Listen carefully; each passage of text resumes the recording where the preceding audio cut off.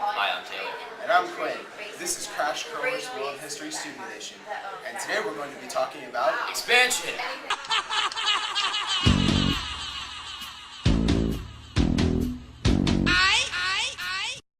You may think you know all there is to know about expansion. Yeah, big deal. Some people moved around a little. Who cares?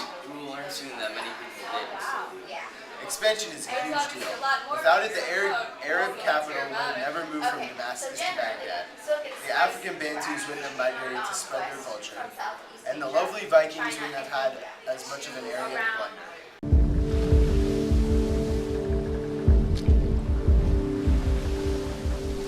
I think what really captured my imagination about the Vikings were their travels and the extent of their travels. They were a race that virtually conquered the world, or at least went everywhere in the world before anybody else. I mean, they went as far as North America, they went as far as Russia, they conquered Ireland and England. One of the reasons they needed to raid was that in Norway, to some extent in Denmark, there was an expanding population and not enough land for the people. The interior of these countries was uninhabitable, and certainly you couldn't farm them, and you've got actually a lot of young guys who wanted to fight because there was nothing else for them. I mean, they couldn't be farmers, they couldn't make a decent living, so they needed to fight. They were an imperialist force. What they wanted was to spread their kingdom, their power, to search for wealth, to expand. Aren't they awesome? Yes, those are some expanders that anyone would like to learn about. I know what you're thinking. There's some super cool sailor dudes that drank beer, had huge beards, killed dragons on their ship, and terrorized locals. And you're right.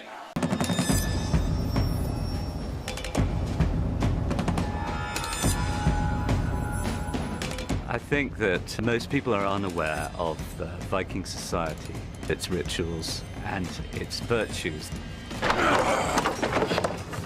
We've accepted and assumed that they were monstrous killers without conscience and simply raped and pillaged with no sense of morality at all. They were pretty sweet if you ask me. The North Seafarers actually started off with good intentions to trade and find commercial opportunities, but other people called Vikings had other ideas.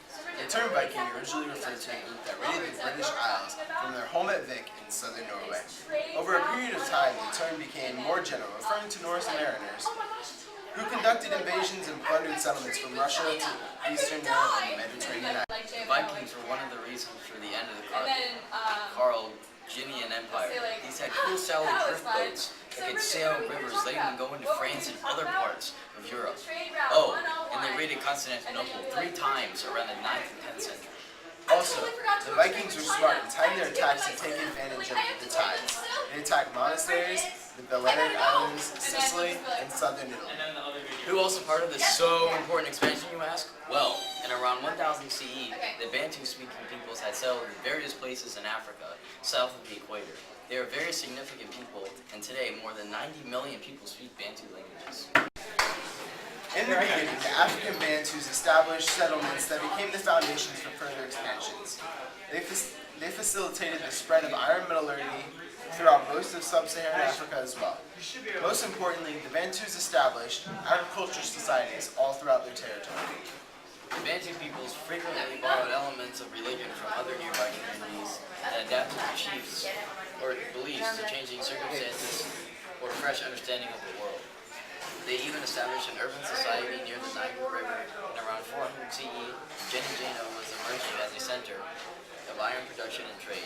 They had an extensive trade network that reached from North Africa and the Mediterranean to the savannas and the forests of Central Africa.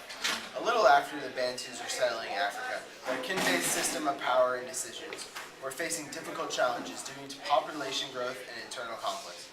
This led to military forces being created, which led to the development of more formal structure of government. Districts fell under the leadership of powerful chiefs that overrode the king people. Some more key people in the expansion were the Arabs. There were the Umayyads and the Abbasids.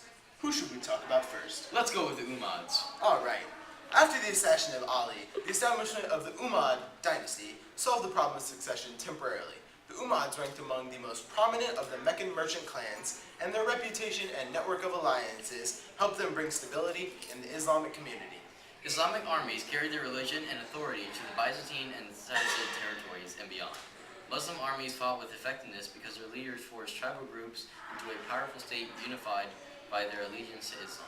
They had a good army and friends in the right places. Also, the Muslim armies attacked the Byzantine and Sassanid empires when they were exhausted from conflicts with each other and internal uprisings from overtaxed peasants, along with oppressed ethnic and religious minorities. Good strategy. Get them while they're down. One of the best strategies there is. During the 600 CE, Muslim forces seized those empires and took most of the Mesopotamia along with them. They also conquered the Byzantine in Egypt and North Africa, along with many other places. During this rapid expansion, governors encountered difficult problems of administration, along with other disputes, factions, and parties rose in the Islamic community. Hey Taylor, what exactly were factions and parties? They are like political parties, like republics and democrats, only in Islam. Wonderful. After the Umayyads came the Abbasids. They were a lot more cosmopolitan than the Umayyad peoples. They didn't like having a large and powerful army, and they hardly focused on expansion. They fixed government up to be able to handle their large territory and built capital cities like the one in Baghdad. There were also the ulama, or religious scholars, and qadi, or judges, that helped resolve disputes. Resulting in the ending of the Abbasid Empire, there was a civil war, and then the governors built local bases of power and separated from the Abbasids. They also had uprisings and peasant rebellions, like the Umayyads, that weakened the empire. Finally, the Seljuk Turks took control over Baghdad and invaded the Byzantine. In the end, everything we've talked about has summed up to one thing: expansion, and maybe evolution, or conquering.